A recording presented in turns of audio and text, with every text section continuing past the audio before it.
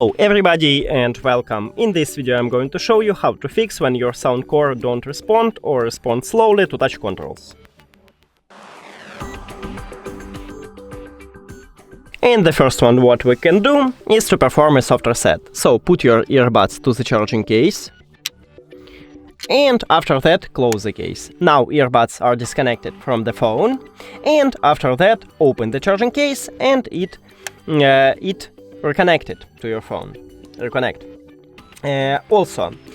Maybe we should check another way, if it didn't help you, is to open application and go to controls. So maybe your controls is off and just click on it to turn on it and check again, maybe it fixes your problem.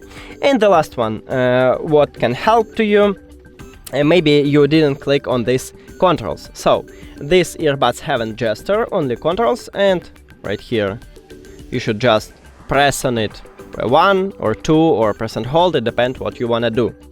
That's it. Thank you for watching this video. If you found it helpful, please consider subscribing to the channel and leave the like on the video. It's really important to us. See you later.